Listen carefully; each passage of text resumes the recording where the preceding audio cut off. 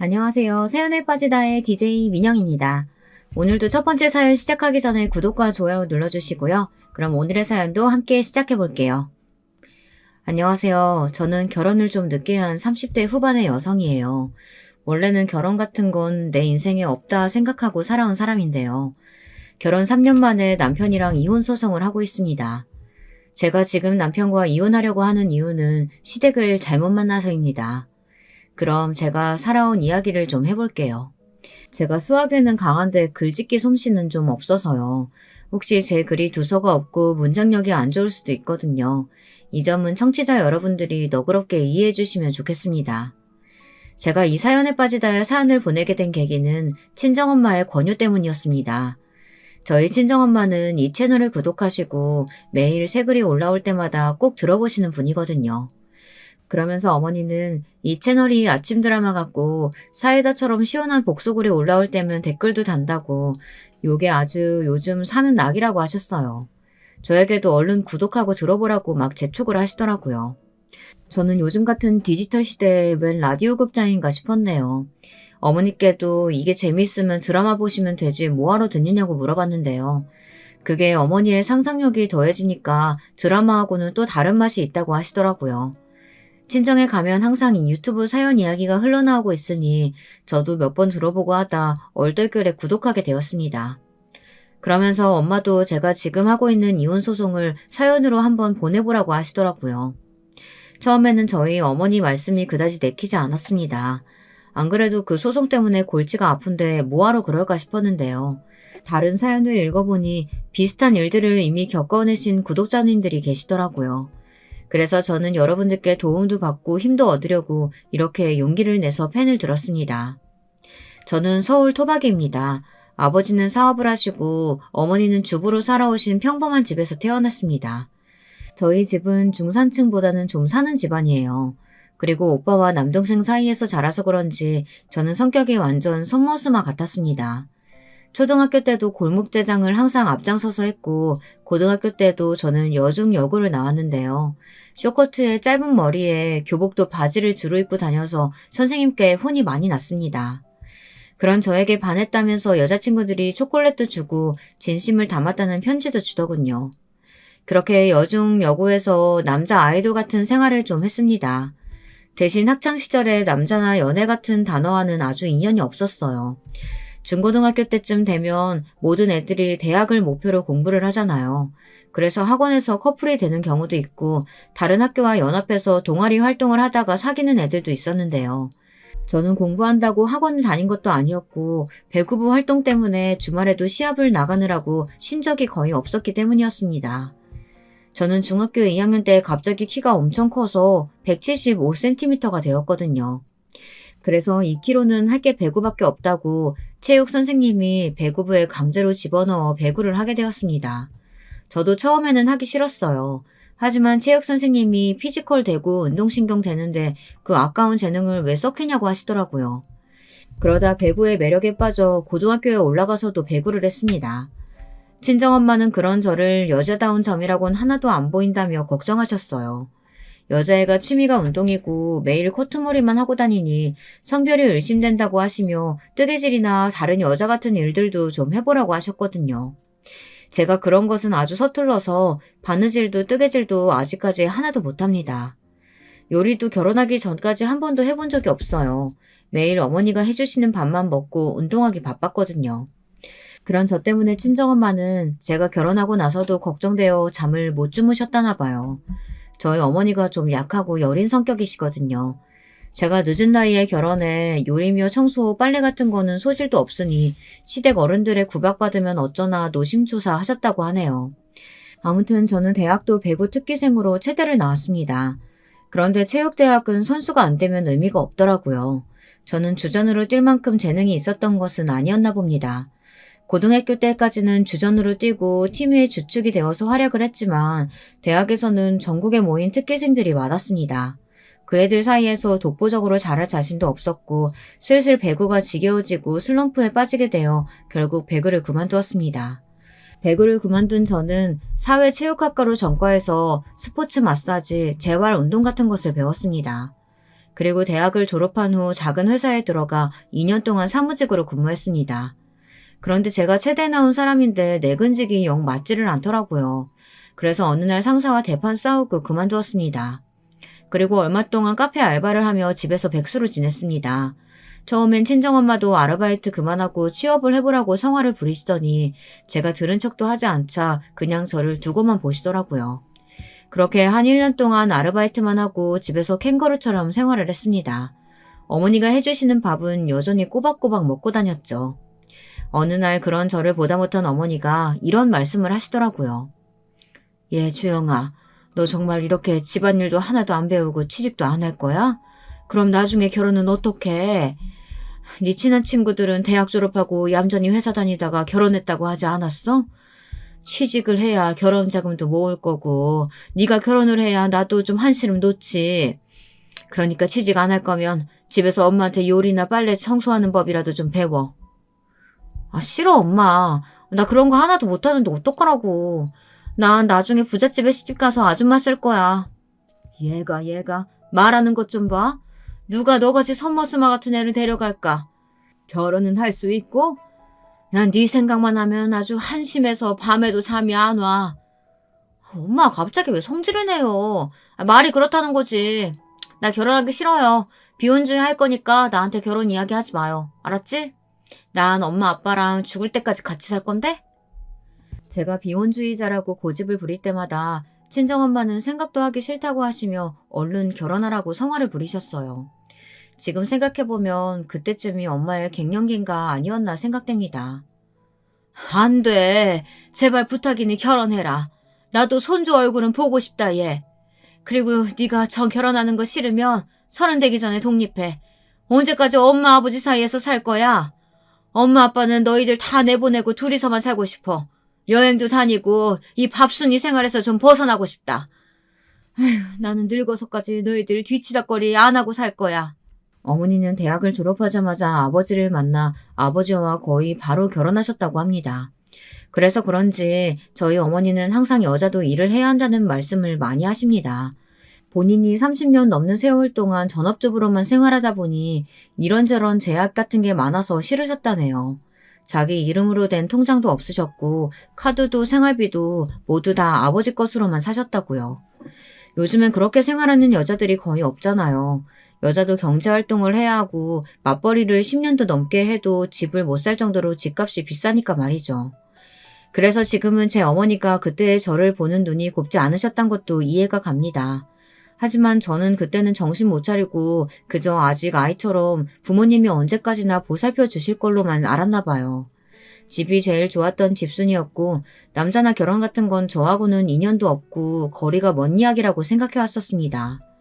다른 친구들이 주말마다 데이트다, 남친이랑 여행이다 하며 저랑 안 놀아주니 또 집순으로 지내야만 했던 것도 무시하지는 못하겠지만 말이죠. 그래도 저는 아버지가 사업을 꽤 잘하셔서 뭔가 부족하다던가 가난을 피부로 느끼면서 살지는 않았습니다. 저희 오빠는 어렸을 적부터 책만 읽던 아이였는데요. 그래서 친구들이 공부벌레니 모범생이니 재미없는 애라고 많이 놀리기도 했답니다. 그러건 말건 오빠는 남들에게 별로 신경을 안 쓰고 묵묵히 열심히 공부를 하는 스타일이었어요. 아버지도 오빠는 장남이니 말은 안 해도 영어, 수학, 과외도 붙여주고 뒷바라지를 잘해주셨습니다. 그 결과 오빠는 서울대 법대를 들어갔습니다. 그리고 지금은 부장 검사가 되어 있고요. 아버지의 자랑이 된 오빠예요. 그리고 남동생은 공부를 그다지 좋아하지 않아서 일찌감치 식품영양학과로 진로를 잡고 영양사 자격증을 따고 학교에서 영양사로 일을 하기도 했습니다. 동생은 어릴 적부터 먹는 걸 좋아하고 미각이 좋아서 세계 여러 나라로 미식기행을 혼자 다닐 정도로 먹는 것에 진심이랍니다. 저희 부모님은 우리 3남매를 키우며 부족함 없이 키우기 위해 노력을 많이 하셨습니다. 지금도 그런 점은 부모님께 감사하고 있어요. 그런데 아버지는 제가 배구하겠다고 했을 때 유일하게 반대를 하셨습니다. 하지만 저는 그때 배구의 매력에 푹 빠져있을 때여서 아버지의 반대는 그다지 신경 쓰지 않았습니다. 아버지는 자식 일이 정말 맘대로 안 된다면서 제가 여자애들에게 러브레터를 받아올 때마다 한숨을 푹푹 내쉬곤 하셨습니다. 이게 다 남자들이 쫓아다니는 거라면 얼마나 좋을 것이냐고 하시면서 말이에요. 주영아, 내가 너 체대 간다고 할 때 그렇게 반대했던 이유가 이거야. 체육하는 여자들 성격 드세지고 손도 매워가지고 남자가 안 따라온다니까? 여자에게 인기 있어봤자 무슨 소용 있냐? 우리 딸 어릴 땐 정말 여리여리하고 예뻤는데. 아빠, 또 결혼 잔소리 하시려고 그러죠. 저 결혼 안 한다고요. 그러니까 아버지 어머니도 이제 포기하세요. 저한테 신경 쓰지 마시고 오빠나 결혼시켜요. 오빠는 장남이고 이 집안 대를 이을 귀한 아들이잖아요. 나는 우리 딸이 결혼하는 걸 더 바라고 있어. 네가 딸 낳으면 얼마나 예쁠 거야. 네 어머니가 결혼하라고 말하지 않았니? 이제 29이 됐으면 누구라도 사귀어야 하는 거 아니야. 이제 와서 취직이야 안 해도 되니까 결혼정보 회사 등록해라. 이 애비 소원이다. 결국 저는 어머니의 소원인 결혼은 하지 않겠다고 선언했고 제가 자신 있는 스포츠 마사지와 재활 운동을 제 직업으로 하기로 했습니다. 다시 공부해서 도수치료사 자격도 따고 마사지를 배워 운동선수들 몸 관리시켜주는 사람이 되었죠. 선수 트레이너가 된 것이었어요. 저는 지금까지도 제 일이 굉장히 보람있고 마음에도 듭니다. 직업에는 귀천이 없다고 하잖아요. 하지만 제 어머니는 그것도 여성스러운 일이 아니라고 하시며 계속 말리셨어요. 저는 살면서 저희 엄마한테 가장 많이 들었던 말이 여자애가 여성스럽지 못하게 라는 말들이었어요. 이 말도 계속 듣다가 보면 정말 지긋지긋합니다. 현재는 전통적인 성 역할이 점점 사라져가고 있는데 우리 부모님들만 그것을 강조하면서 여자애들은 얌전하고 예쁘고 남자애들은 활발하고 거침없어야 한다는 게 저는 이해가 잘 안 갑니다. 보통 성격은 잠시 환경에 따라서 바뀔 수도 있지만 천성은 변하지 않는 법이잖아요. 그렇게 태어난 사람을 그 기질에 맞게 키워야 하지 그 아이의 천성을 인정 안 해주면 아이들이 스트레스 받지 않겠습니까? 저는 오빠와 남동생 사이에서 정말 여자다움을 강요받으면서 스트레스를 많이 받고 자란 아이였던 것 같아요. 지금 와서 생각해보니 그런 베이스가 깔려 있었기 때문에 제가 시댁 생활에 적응을 못했던 것 같습니다. 그런데 저에게도 만남이 찾아왔어요. 바로 남편과의 만남이었습니다. 비혼주의를 고집했던 저의 차가운 마음에 봄을 가져다 준 좋은 사람이었습니다. 남편과는 어쩔 수 없이 이혼을 하게 되었지만 저는 그 사람과 좋은 친구로 지내고 싶을 정도였으니까요. 그 사람은 제가 일하는 선수들이 생활하는 곳에서 팀닥터로 일하는 사람이었어요. 저는 남편을 지금 일하는 직장에서 만났어요. 저는 여자 배구단 소속의 재활치료사로 일하고 있었고 남편은 그 팀의 닥터였습니다. 닥터라고는 하지만 병원에 취직하지는 않았고요. 여기저기 옮겨다니면서 선수들이 부상하면 치료해주고 간단한 응급처치 등을 주로 해주는 사람이었습니다. 제가 남편과 이혼을 하게 된 이유를 말씀드리자면 남편의 집안에 대해서도 언급을 하고 가야겠네요. 제가 원래 남의 이야기를 잘 못하고 하기도 싫어하지만 여러분들이 보다 더 잘 이해하실 수 있도록 말씀드려야 하겠습니다. 남편은 가정 환경이 좋지 못했어요. 아버지는 일찍 돌아가셨고 시어머니가 혼자인 남편과 그 밑에 여동생을 키우셨다고 합니다. 시어머니는 당연히 억척스럽게 성격이 변하셨고 아이들을 잘 키우고 싶으셨겠지만 남편은 어머니 얼굴을 거의 자기 전에나 보았다고 하더라고요. 저는 학교에서 돌아오면 항상 집에 엄마가 계셨기 때문에 잘 몰랐습니다. 남편은 항상 학교에서 돌아오면 편의점 도시락이나 빵으로 끼니를 때우기도 했다고 하더라고요. 저희 집에서는 그런 일이 거의 있을 수 없는 일이었거든요. 어머니는 집밥을 좋아해서 밖에서 사 먹는 음식은 몸에 나쁘다고 굳게 믿는 분이셨어요. 하지만 시어머니는 사는 게 바빠서 집안일은 거의 신우와 남편에게 맡기다시피 했다고 하더라고요. 그래도 남편의 집안 형편은 나아지지 않았어요. 시어머니는 본인의 아이들은 잘 안 봐주면서 남편의 이모 집에는 도움을 막 주셨다고 하거든요. 남편의 이모는 시댁보다 더 못 사는 집이었던 거예요. 시어머니는 혼자 억척스럽게 일하셔서 본인 가정, 여동생의 가정까지 생계를 책임지게 된 거였습니다. 그런데 이 이모라는 분은 어른이긴 하지만 정말 제가 생각해도 좀 어이가 없는 분이었어요. 다단계에 빠져서 맨날 자기 밑에 사람 모으기에 바쁘고 이모님 본인 애들 챙기는 건 뒷전이었다고 하더군요. 그래서 시어머니는 어쩔 수 없이 이모님 아이들도 챙기셨다는 거예요. 그 말을 듣고 저는 남편에게 어떻게 그런 집에서 살았느냐고 의아해했습니다. 하지만 남편은 서글스럽게 웃으면서 그런 집들도 아주 많았다고 말하는 것이었습니다. 세상에, 저는 우물안 개구리처럼 사회를 정말 몰랐던 것 같았습니다.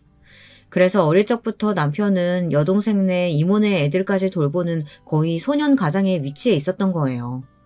그러다 보니 남편은 저보다 요리도 잘하고 청소 빨래에도 소질이 있었습니다.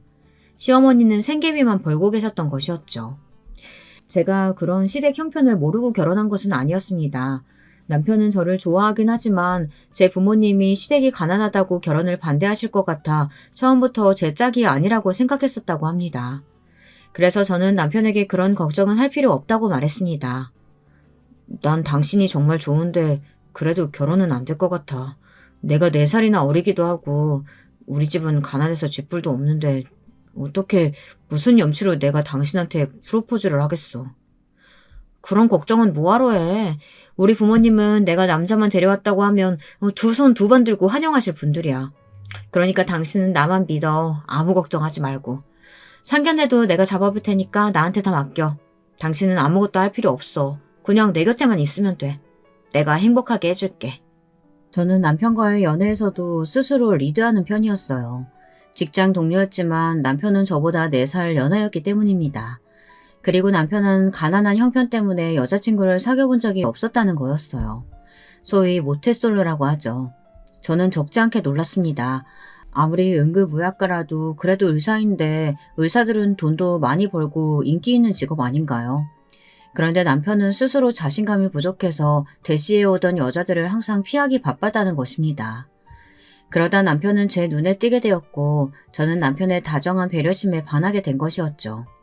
사실 제가 먼저 반했고 사귀자고 말을 한 것도 저였어요. 그래서 저는 항상 남편에게 약한 사람이었습니다. 그래서 시댁 어른들이 저를 호구로만 보고 어떻게든 돈을 뜯어내려고 했을 때도 참고 있었던 겁니다. 다시 본론으로 돌아오면 저는 직장에서 남편을 만나 초고속 결혼을 하게 되었습니다. 제가 36이고 남편은 32이었을 때였어요. 결혼을 하려고 보니 어찌나 그렇게 준비해야 할 게 많은지 저는 결혼 2번 하라면 절대 못할 것 같습니다. 상견례를 하던 날 저는 호텔 중식당을 예약했고 시댁에서는 그 호텔 비싼 데 아니냐면서 놀라셨다고 하더군요. 그리고 시어머니는 상견례 날에 그 이모를 대동하고 나타나셨던 것이었습니다. 저는 마음속으로 좀 울컥했어요. 남편에게 들은 일이 있으니 저는 그 이모님이 좋게 보일 수가 없었습니다. 그런데 왜 같이 오셨는지 좀처럼 이해가 안 됐습니다. 저희 부모님도 이모님의 얼굴을 보고 좀 놀라셨어요. 보통은 홀 시어머니 자리여도 혼자 나오시지 않나요? 시어머니는 우리 아버지 얼굴을 살피며 조심스럽게 이렇게 이야기하시는 겁니다. 아, 이쪽은 제 동생인데요. 제가 남편이 없어서 우리 동생하고 거의 옆집 살면서 서로 의지하고 살아왔답니다. 혹시 신랑 이모가 나와서 좀 불편하신가요? 아, 그러셨군요. 아닙니다. 사위에게 아버지가 일찍 돌아가셨다고 들은 것 같습니다. 그간 고생이 많으셨겠습니다. 친정아버지가 안쓰럽게 시어머니를 바라보며 괜찮다고 하시자마자 시어머니는 그동안 고생했던 이야기며 남편을 어떻게 키웠는지 이런 이야기들을 마치 동네 아줌마에게 수다 떨듯이 우리 아버지에게 거침없이 말씀하시는 거였습니다. 그런 시어머니를 보며 옆에서 우리 어머니는 속으로 많이 놀랐다고 하시더군요. 저희 어머니는 그 내향형이라 남 앞에서 이야기를 잘 못하시거든요. 그런데 시어머니는 정말 사돈될 분들에게 시시콜콜한 이야기까지 전부 숨김없이 말씀하셨습니다. 처음 만나자마자 그런 말씀을 하시니 저도 좀 거부감이 들더군요. 하지만 남편은 좋아하는 눈치여서 아무 말 하지 않고 그날만 넘기자 생각을 했습니다. 그런데 제 신경을 쓰이게 한 사람은 그 이모님 한 사람만이 아니었어요. 신이 될 남편의 여동생은 얼마나 눈치가 없는지 자기 앞으로 좋아하는 음식을 다 끌어와서는 그 자리에서 완전히 뷔페식으로 식사를 하고 있었습니다. 그 덕에 저의 부모님과 저는 시누이 눈치 본다고 거의 식사도 하지 못했어요. 정말 며칠 굶은 사람처럼 먹는데 이런 자리에서 꼭 그래야 했을까 지금은 의문이 듭니다. 사실 저도 먹는 데는 진심이라 누가 뭐 먹겠다고 하면 말리지 않습니다. 얼마나 좋아하는 음식이 많았으면 저랬을까 싶다가도 양가 인사하는 자리인데 한마디도 안 하고 먹을 것만 꾸역꾸역 밀어넣고 있는 미래의 시누이에게 그다지 좋은 인상은 못 받았습니다. 제 얼굴에 썩은 미소가 떠오르며 좀 불편해 보이자 남편은 시누이의 옆구리를 쿡 찔렀습니다. 그렇지만 시누이는 남편을 한번 힐끗 보기만 할 뿐 숟가락을 멈추지는 않았습니다. 왜 그래? 밥 먹는 사람한테 먹을 땐 개도 안 건드리는 소리 못 들어봤어? 야, 너 여기 밥 먹으러 왔어? 네 옳게 될 사람인데 그래도 궁금한 거 있으면 물어보고 가족들 사람한테 좀 잘 보이고 그래야 하는 거 아니야? 뭐래, 난 관심 없거든. 오빠 네가 결혼한다는 건 완전 땡큐지. 한데 난 올케 언니가 어떤 사람인지는 궁금하지도 않거든. 신우이는 어른들이 계신 자리에서도 말을 거침없이 하며 자기 하고 싶은 대로 하고 사는 사람이었습니다. 아직 결혼은 안 했지만 나중에 신우이가 결혼하면 어떤 며느리가 될지 뻔하겠더라고요. 그래도 설마 그렇게까지 뻔뻔하게 변할 줄은 몰랐습니다. 그날은 어찌어찌 지나갔는데요. 상견례를 마친 후 친정부모님은 남편이 좋은 사람 같다며 잘 지내보라고 하셨죠. 시어른들이 같이 살 건 아니니까 너무 걱정 말라고 하셨습니다. 특히 시어머니는 제가 비혼주의를 철회한다고 결혼하겠다고 한 것만 해도 다행이라고 하시면서 한숨 놓으셨다고 좋아하셨습니다. 결혼 준비도 남편과 제가 같이 할 수 없으니 어머니가 해주셨어요. 남편은 바쁘니까 혼수 가자는 제 손에 맡기겠다고 하고 어머니는 너무 좋아하셨습니다. 딸 결혼시킨다고 엄마랑 둘이 혼수를 보러 다니게 될 줄은 몰랐다고 하시면서요. 어머니의 그 말을 들으니까 저도 그때는 결혼은 내가 하는 건데 부모님이 좋을 수도 있구나 생각했어요. 부모님께 철없이 비혼을 고집하던 지난날이 좀 죄송스럽기도 했습니다. 그렇게 결혼은 일사천리로 이루어졌습니다. 신혼여행도 다녀왔고 시댁에도 인사를 갔었습니다. 그런데 시댁에서 저는 또 시어머니의 의외의 일면을 보게 되었습니다. 저희들이 시댁에 도착하자 시누이는 어딜 갔는지 집에도 없더라고요. 시댁에 가서 첫날 밤을 자고 친정으로 오라고 그래야 며느리의 도리라고 친정 부모님이 말씀하셔서 저는 시댁으로 먼저 갔죠. 하지만 시어머니는 집도 좁고 해줄 게 없다는 이유로 남편에게 이렇게 말씀하시는 거였습니다. 철아, 우리 집이 보다시피 좁잖니. 그러니까 이 시애미한테 인사나 그런 거 할 필요 없고 우리 집에서 잘 필요도 없다. 그러니 며느리네 친정 갔다가 그냥 너희 신혼집으로 가. 인사는 무슨, 그냥 차나 한잔 하고 가. 엄마, 그래도 이 사람 결혼하고 처음 인사드리라고 왔는데 밥은 좀 해주셔야 하는 거 아니에요? 시댁에 처음 인사드리러 온 며느리한테 왜 그렇게 박하세요? 엄마는 예전부터 너무 무심하고 자식들 일에 신경 안 쓰신다는 건 알았지만 며느리 밥 한 끼도 못 해줄 뿐인 건 정말 몰랐네요. 저 이제 어머니 댁 오기도 싫어요. 시어머니께서 이렇게 나오실 줄 몰랐다면서 남편은 기가 막혀하며 제 손을 끌고 그냥 친정집으로 갔습니다. 그런데 시어머니는 아들이 그렇게 가는데도 잡지도 않으시더라고요. 전 좀 이상했어요. 결혼은 좋게 시켜놓고서는 아들 며느리에게 이렇게 하실 수가 있나 싶더라고요. 그대로 친정으로 가니 저희 친정엄마는 사위 온다고 갈비에다 잡채에다 색색의 꼬치전, 생선전, 온갖 종류의 전들을 다 해놓으셨습니다. 평소에는 집밥으로 간단히 고기 반찬 하나에다 몇 가지 밑반찬만 놓고 드시는데 사위 신경 써서 잘해준다고 완전 명절날처럼 밥을 하신 거예요. 그 모습을 보자 저도 인간인지라 시어머니와 우리 친정엄마가 비교되면서 이런 생각이 들더라고요. 아, 내가 받은 게 푸대접인가 보네. 우리 시어머니 나한테 관심도 없으시구나 싶은 거예요. 그렇게 생각하니 좀 화가 나더라고요.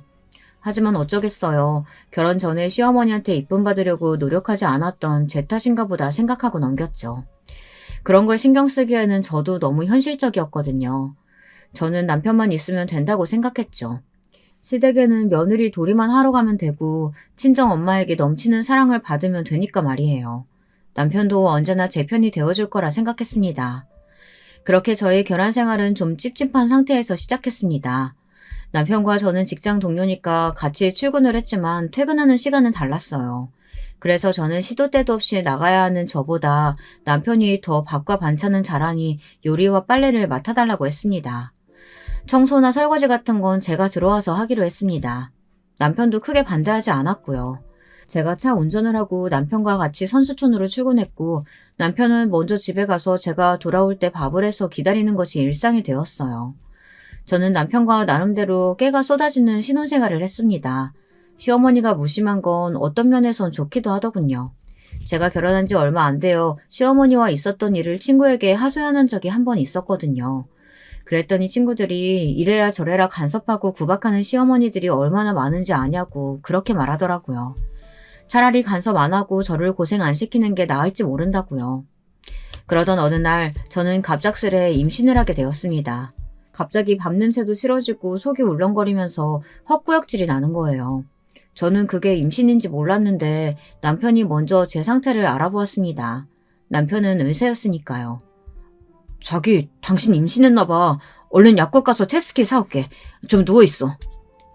아니, 속이 안 좋은 걸 거야. 설마 이렇게 빨리 애가 생긴다고? 우리 결혼한 지 얼마 되지도 않았잖아. 사실 저는 아기를 그닥 좋아하진 않았어요.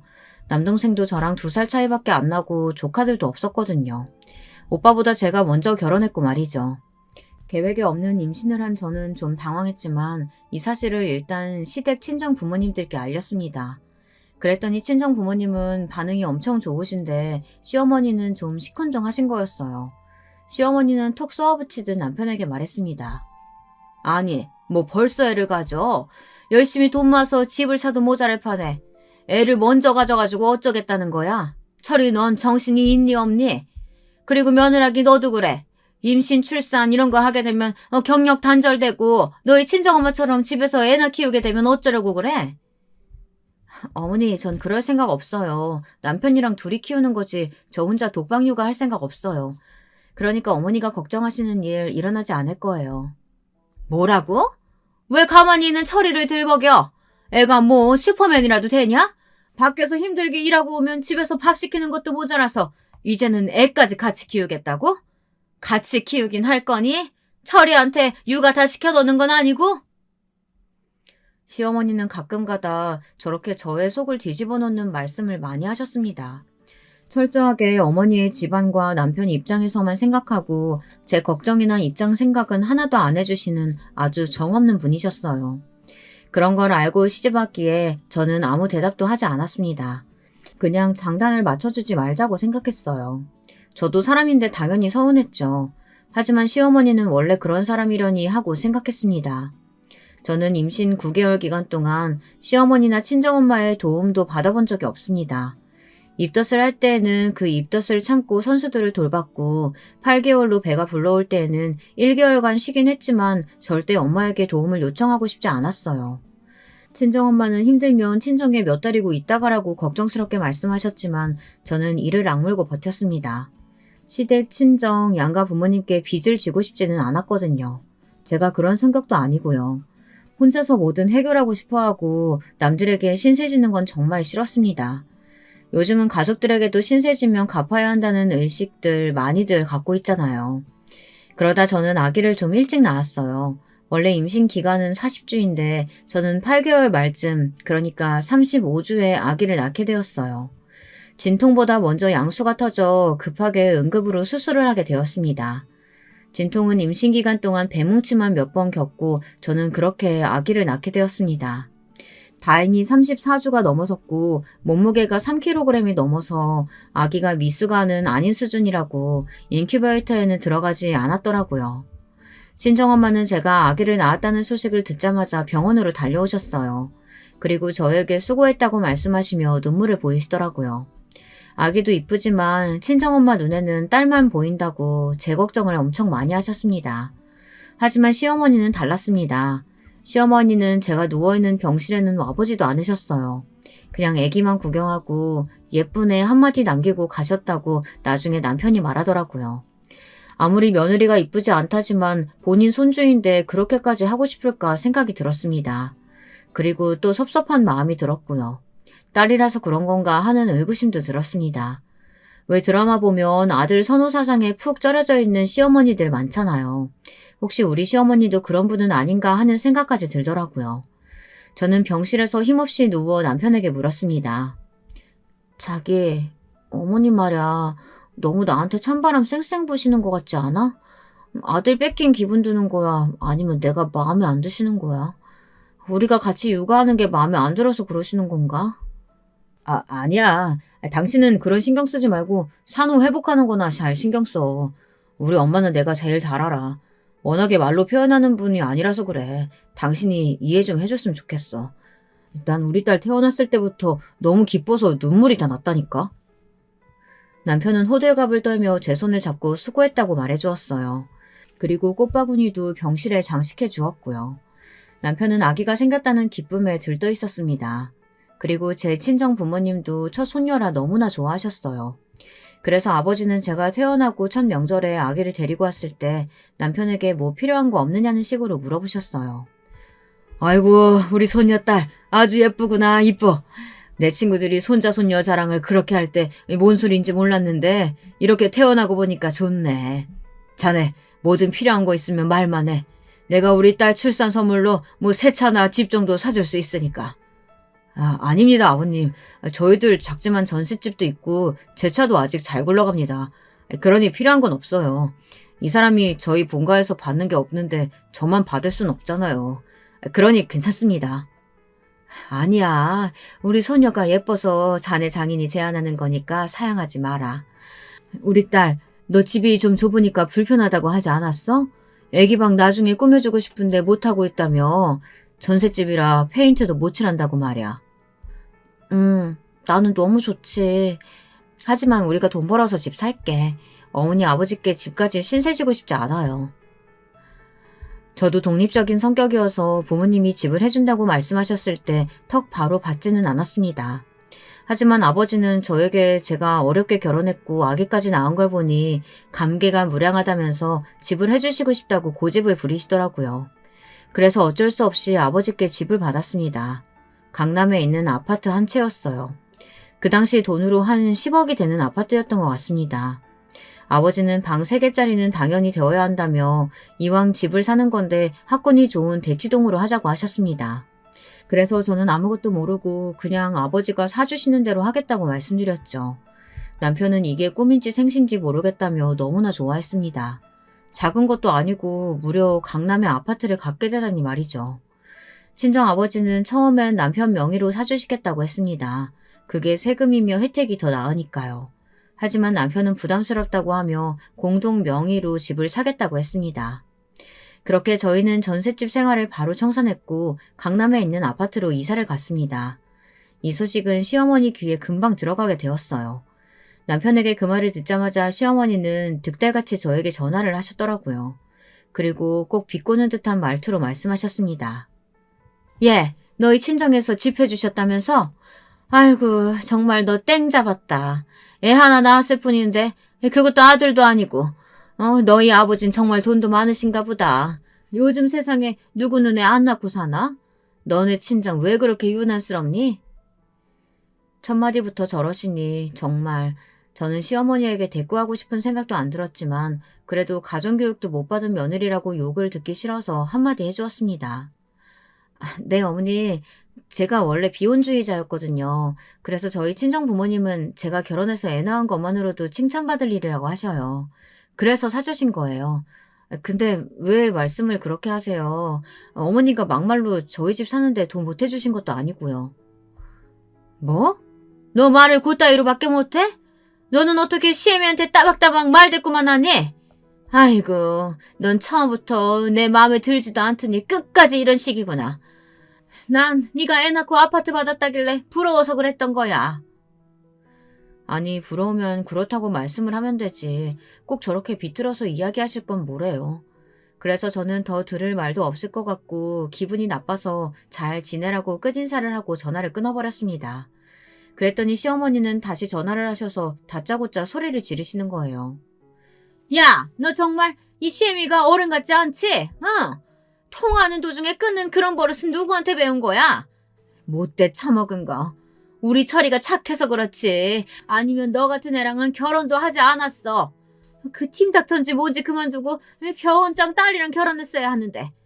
아휴, 우리 아들 너 때문에 앞길 막힌 거다. 여러분은 우리 시어머니 같은 사람이 이해가 되시나요?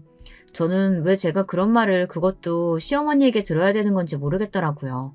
그래서 더 이상 시어머니와 말하기 싫다고 하고 전화를 끊고 나서 시어머니를 차단시켰습니다.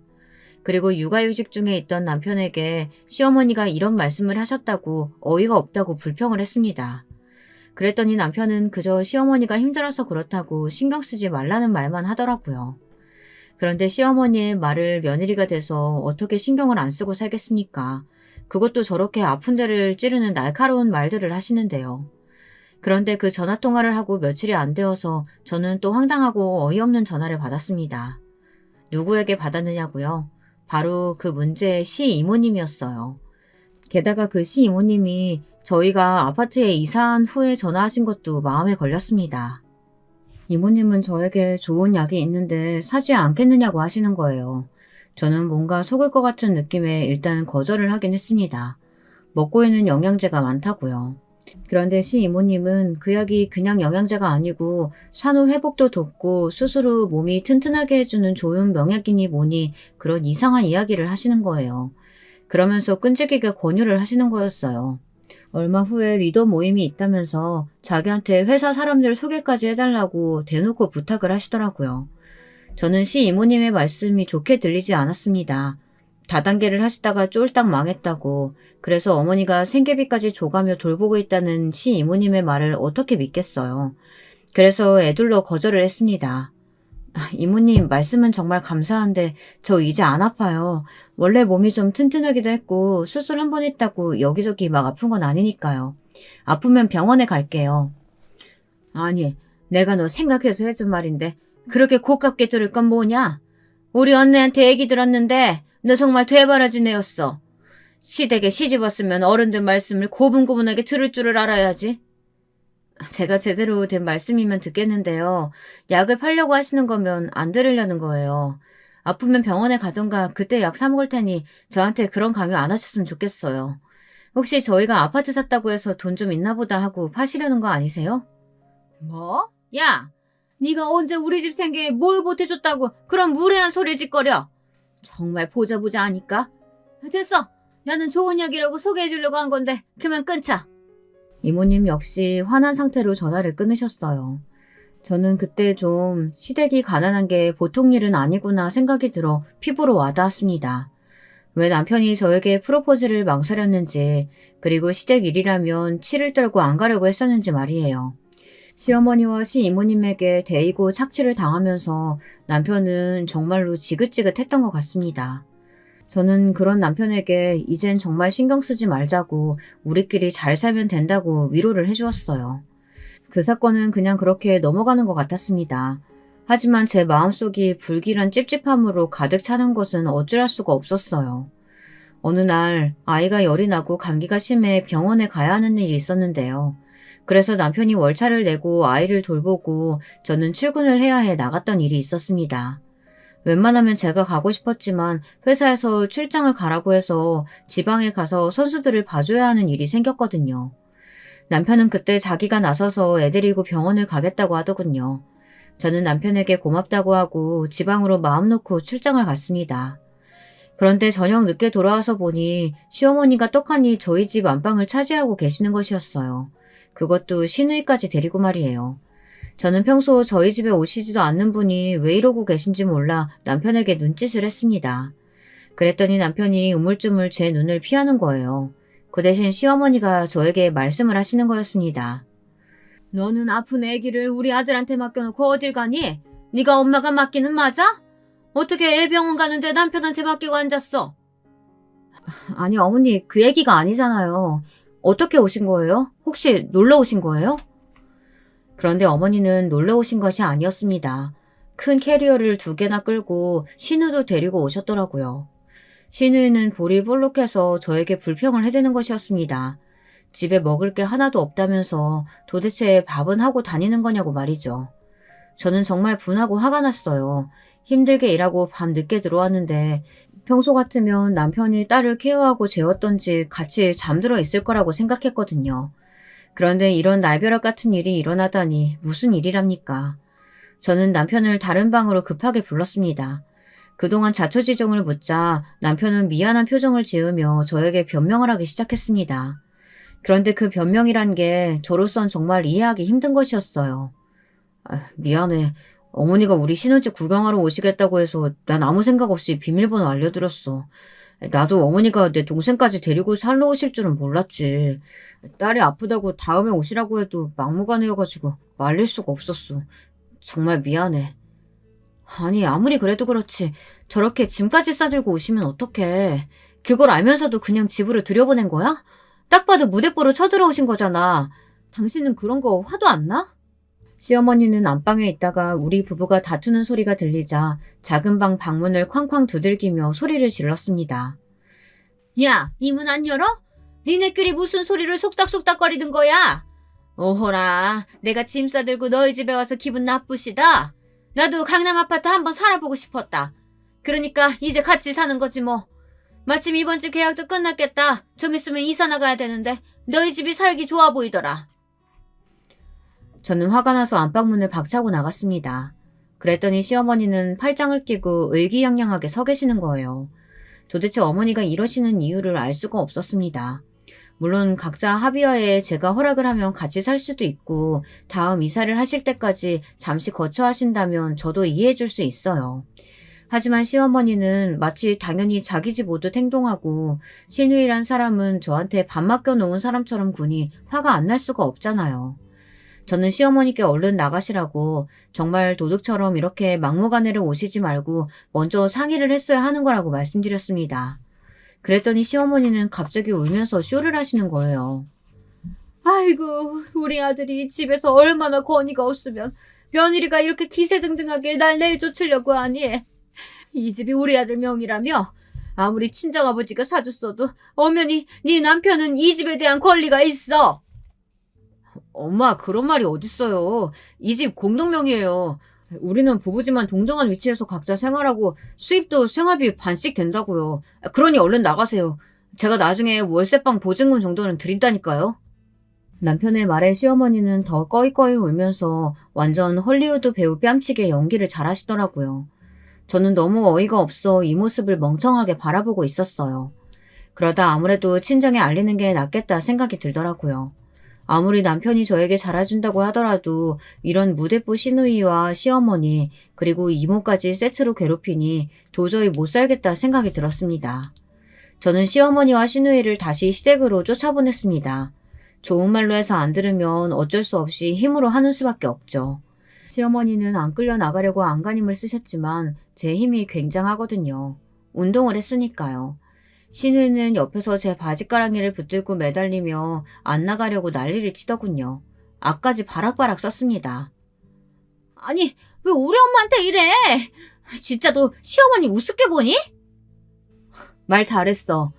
시누이라고 처음부터 내가 오든 말든 소 닭 보듯 한 년이 니네 엄마 괴롭힌다고 매달리긴 왜 매달려? 저는 시누이를 발로 차서 집 밖으로 떨어뜨리고는 현관문을 쾅 닫아버렸어요. 그리고 시어머니가 소리 지르며 문 열라고 쾅쾅대든 말든 무시해버렸습니다. 그랬더니 남편이 집안에서 안절부절 왔다 갔다 하며 저에게 애원을 하더라고요. 자기야, 내가 진짜 면목이 없는데 그래도 1년이라도 한번 같이 살아보면 안 될까? 물론 우리 어머니 방식이 너무 괴이한 거 당신 이해 못하는 거 잘 알아. 하지만 조금만 양보해서 한 1년 정도만, 어? 아니, 이건 방식이 틀렸어. 난 절대 그럴 수 없어. 앞으로 당신이 시어머니 시누이 편 든다면 난 이혼할 거야. 그러니까 선택해. 나와 우리 딸인지 시댁 식구들인지. 남편은 울면서 아무 결정을 못하겠다고 하더라고요. 결국 저희들은 이혼 숙려 기간을 가졌습니다. 친정에서는 제가 당한 일들을 이야기하니 화를 내시면서 엄마 아버지가 다 펄쩍 뛰셨습니다. 시어머니의 행위가 정말 이해할 수 없는 일인 것이고 시이모도 뭔지도 모를 약을 막 팔려고 하는 걸 보니 그 집안은 글렀다면서 마음 굳게 먹고 이혼까지 가자고 하더군요. 여기까지가 제 이혼 사건의 전말이었습니다. 그 후로 남편하고 한두 번 만났는데 남편은 자기가 나가겠다고 하더라고요. 어디서 지내느냐 물었더니 시댁에 돌아갔다 시어머니가 시이모와 함께 그 좁은 집에서 복닥거리는 걸 보고 결국 보증금을 해주고 자기는 회사 근처에 오피스텔을 얻었다고 하더라고요. 저는 집을 일단 팔고 그 돈의 반을 주겠다고 했어요. 남편이 잘못한 건 시어머니를 끊어내지 못한 것뿐이니 불쌍하더라고요. 그래서 공동 명의였던 집을 팔아서 남편에게 위자료를 줬습니다.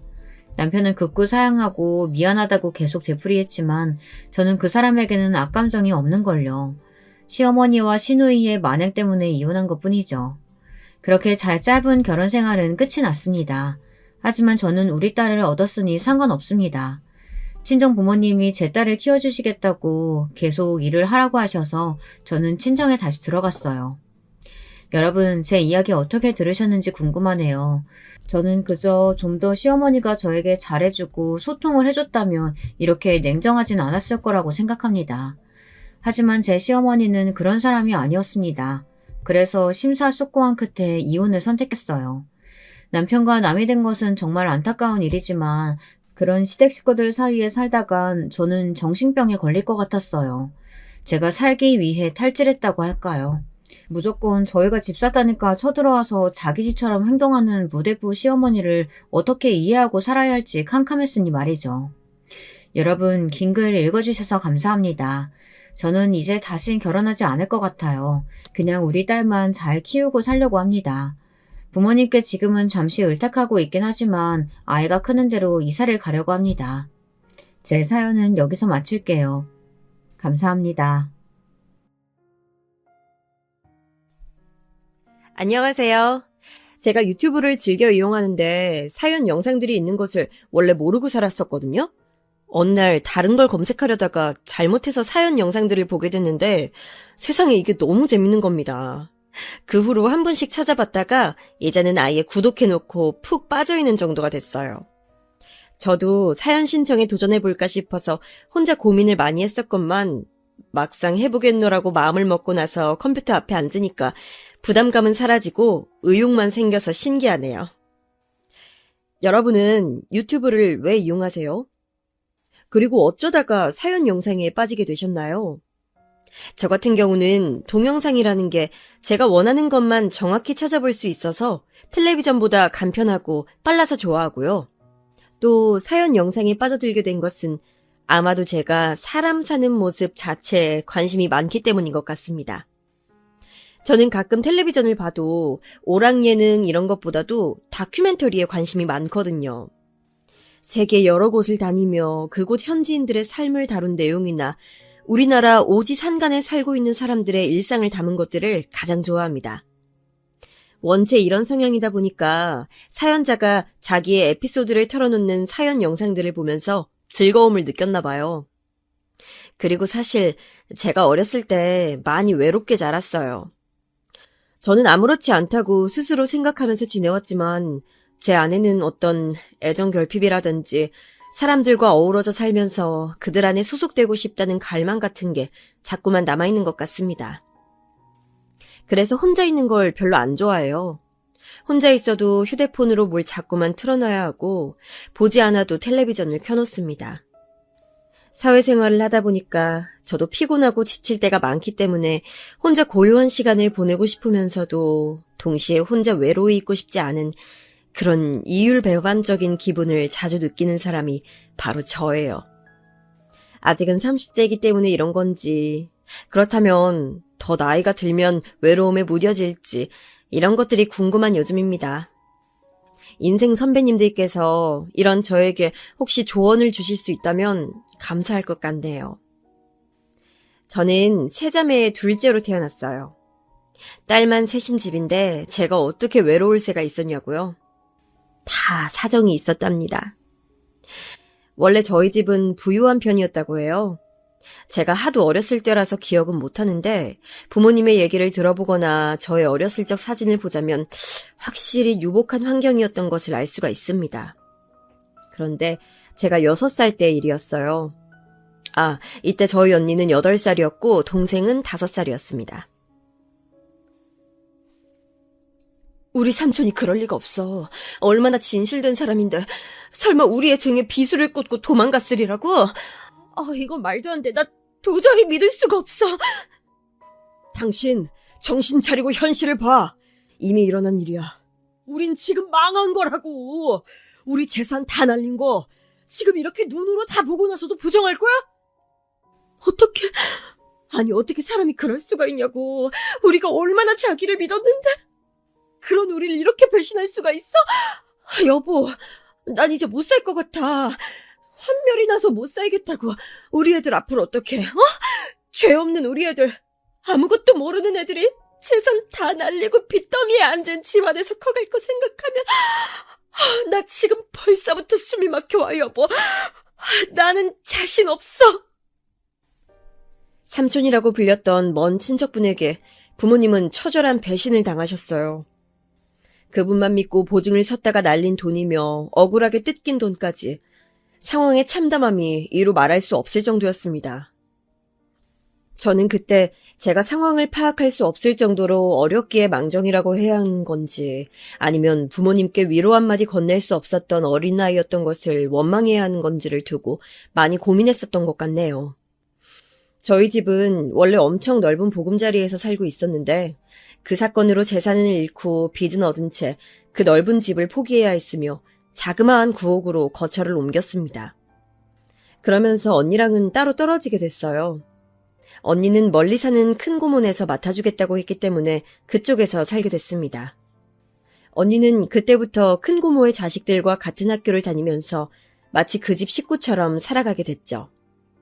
저는 어려서 그런 이해관계들을 몰랐기 때문에 그저 언니를 잃었다는 상실감만 느꼈습니다. 엄마, 왜 언닌 따로 살아야 돼? 이 집엔 언니 방이 없어서 그래? 우리 셋이 다 방 같이 쓰면 되잖아. 그게 그런 게 아니야. 이 집이 좁아서 너희 언니랑 같이 못 사는 게 아니야. 그냥 너희 언니한테는 거기서 사는 게 좋은 길이기 때문에 그렇게 된 거야. 우리 수연이는 착한 동생이니까 언니 행복해지는 길 응원해줄 수 있지? 응? 우리 수연이가 이해해줬으면 좋겠어. 엄마가 저를 붙잡고 거듭 말씀하셨을 때 저는 솔직히 하나도 상황을 이해하지 못하고 있었지만 몇 주 사이에 엄마가 너무나도 피골이 상접하고 초췌해진 것을 느낄 수 있었기에 그대로 입을 다물었습니다. 때를 쓰고 응석을 부릴 때가 아니란 것을 직감적으로 알았던 것 같아요. 하지만 제 동생은 달랐어요. 난데없이 바뀐 열악한 환경에 불만을 품었고 도무지 적응을 하지 못하면서 부모님과 저에게 매일같이 소리를 지르고 때를 쓰고 난리였던 것으로 기억을 합니다. 나 이런 거 말고 불고기 먹고 싶단 말이야. 수민아, 불고기는 지난주에 먹었잖아. 기억 안 나? 이것도 맛있는 거야. 반찬 투정하지 말고 얼른 먹어. 싫어. 엄마는 왜 맨날 나보고 맛없는 거 먹으라 그래? 냉동실에는 왜 아이스크림 안 사다 놓는 건데? 냉동실에 맨날 아이스크림 있어야 될 거 아니야, 이 바보들아! 엄마랑 아빠랑 언니랑 전부 다 바보들이야, 진짜 싫어! 집안의 막내로서 응석바지로 자라왔던 동생이었어요. 언니랑 제가 혼이 나도 동생은 원래 혼이 나는 법이 없는 아이였습니다. 그랬던 공주님이었으니 바뀐 환경이 마음에 들지 않았고 적응할 생각도 하지 않았으며 무작정 다시 대궐 같은 집으로 돌아가는 날만 꿈꾸며 기다렸던 것이죠. 제가 초등학교에 입학하고 나서부터 동생의 투정은 더 심해졌어요. 저는 오히려 학교 생활을 하면서 새로운 일상에 완전히 녹아들었는데 이런 저를 보면서 동생은 더욱 화가 났었던 것 같네요. 부모님과 저에게 항상 화를 내기 일쑤였고 무슨 말을 해도 듣질 않았고 통제가 어려웠어요. 아버지는 이 진흙탕 같은 현실에서 벗어나기 위해 고군분투하고 계셨기 때문에 당시에 무척 바쁘셨습니다. 무기력하게 계시다가 다시 눈빛을 빛내시며 이것저것 해보시려고 하는 아버지를 보면서 엄마는 기뻐하셨고 열심히 내조를 하셨죠. 그래서 당신의 딸들이 아버지의 제도약에 방해가 되는 것을 원치 않으셨습니다. 아무런 사고도 치지 않길 원하셨어요. 저는 학교 생활에서 힘든 점이 있거나 교우 관계에서 고민이 생겨도 그걸 집에 와서 털어놓질 못했습니다. 응석 부릴 생각하지 마. 나약한 소리 하는 거 아니야. 네 동생만 들어도 충분히 벅찬 상황인데 너마저 쓸데없는 소리 해낸다면 엄마 너무 속상해. 알겠지? 우리 수연이는 착한 언니니까 이해해줄 수 있지? 앞으로도 동생 잘 챙기고. 엄마는 우리 수연이 믿어. 저희 언니를 대상으로 두고 얘기할 때면 저는 착한 동생이 되어야 했고 저희 동생을 둔 얘기라면 저는 착한 언니가 되어야만 했습니다. 가운데 낀 서러운 신세였어요. 말 안 듣는 골칫덩어리 동생 때문에 저는 늘 곤란했지만 부모님을 힘들게 하고 싶지 않아서 제가 동생을 억지로 이끌고 나갔습니다. 그래봤자 저도 고작 8살이었지만요. 동생도 학교에 입학한다면 자기 생활을 꾸려나갈 테니까 상황이 훨씬 나아질 거라고 믿었던 것 같아요. 하지만 그런 미래는 오지 않았습니다. 동생은 7살 나이에 그 추운 연말에 어느 아파트 놀이터에서 머리를 잘못 박은 바람에 병원으로 실려갔어요. 추운 겨울이었기 때문에 더 타격이 컸지 않았나. 지금에 와서 그런 생각을 해봅니다. 동생이 고꾸라져서 머리를 박고 기절하자 근처에 있던 아이들은 놀라서 전부 자리를 떠버렸어요. 추운 줄 모르는 어린아이들만 현장에 있었고 어른은 한 명도 없었다고 합니다. 그래서 동생은 발견이 늦었어요. 자리를 떴던 아이들 중 한 명이 집에 돌아가서 자기 엄마한테 상황을 말했던 거예요.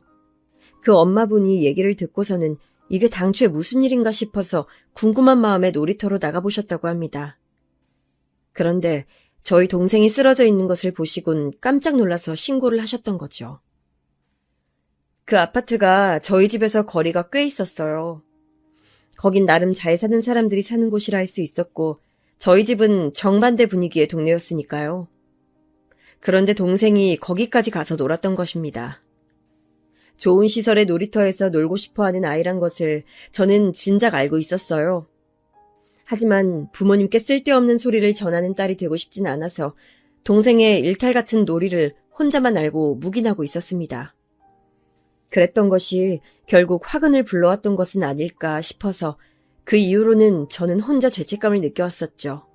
만약 부모님께서 동생이 그 동네에 그 아파트까지 가서 논다는 것을 아셨다면 분명히 만류하셨을 테니까요. 안 돼. 이럴 수 없어. 불쌍한 내 새끼. 얼마나 무섭고 아팠을까. 제발 눈 좀 떠다오. 엄마 좀 쳐다봐주라. 우리 막내, 우리 예쁜 수민아. 엄마가 우리 수민이 좋아하는 불고기랑 오므라이스 해줄게.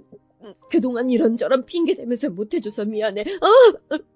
제발 눈 떠줘. 엄마는 의식불명인 동생을 붙잡고 끊임없이 흐느끼셨습니다. 그 모습을 보고 나서 저는 제 동생의 상태가 심각하다는 것을 알아차렸죠. 가슴 한구석이 싸하게 식더라고요. 뭔가 단단히 잘못되어 간다는 예감을 받았던 듯 싶어요. 하루가 지나고 이틀이 지나도록 동생은 의식을 찾지 못했고 엄마는 병원에만 계셨습니다. 아버지는 집에 오셔서도 저한테 말 한마디를 안 건네셨죠. 그 상황에서 저는 묵묵하게 집안일을 하고 아버지의 끼니를 챙겨드렸습니다. 새해를 앞두고 동생은 끝내 세상을 떠났어요. 8살이 되어보지 못했고 학교에 들어가 보지도 못한 짧은 생이었습니다. 너무나도 허무한 일이었고 그래서 믿어지지가 않았습니다. 따로 떨어져 살고 있었건만 언니는 저보다도 동생의 죽음 앞에서 더 많은 눈물을 흘리더라고요. 그래서 저는 동생이 떠났으니 언니가 다시 집으로 돌아와서 살지 않을까 하는 짐작을 했었어요.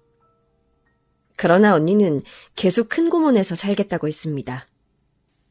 거기서 살면서 다니고 있는 학교에 너무 많은 정이 들어버렸다는 것이 당시의 이유였지만 나중에 알고 보니까 동생이 떠나고 나서 도저히 저희 집의 상황이 언니를 받아줄 여력이 되지 않았기 때문에 그런 것이었어요.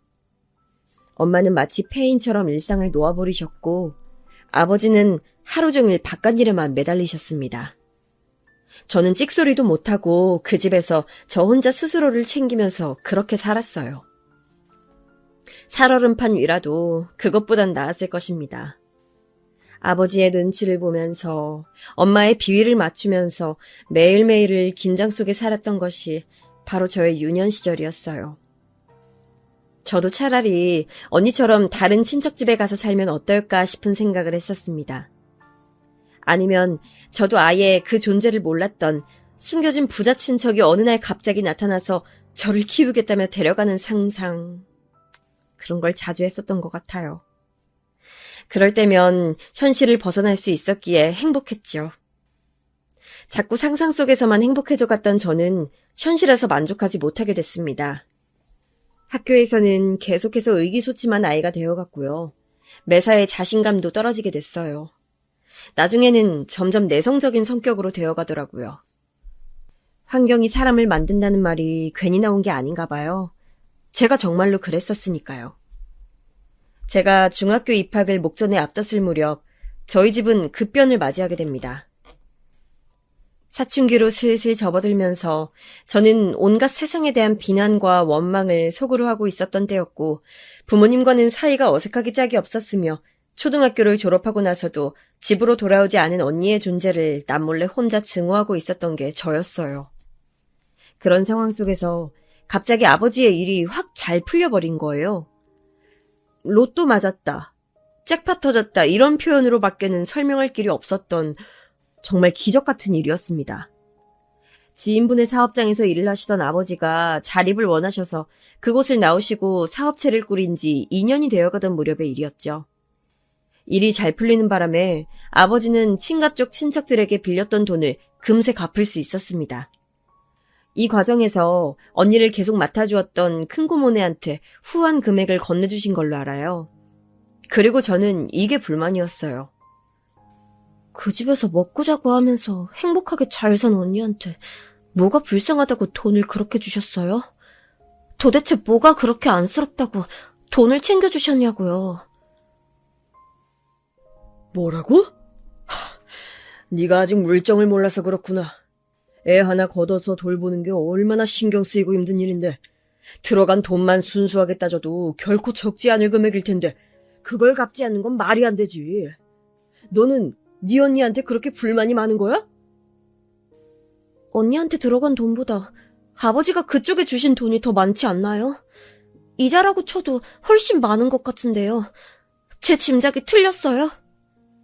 만일 그렇다 해도 네가 무슨 상관이며 네가 뭘 어쩔 건데? 네 돈도 아니면서 왜 그렇게 가타부타 말이 많아? 어린 녀석이 맹랑해가지고는. 큰고모네는 좋겠네요. 언니도 좋겠고요. 아버지를 위해서 밥 한 번 차려주지 않은 사람들이지만 돈을 많이 받았잖아요.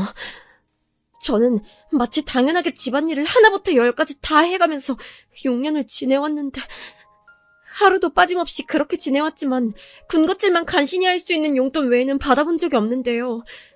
큰고모네랑 언니는 아버지 가족이고 저는 뭐 무급하녀인가요?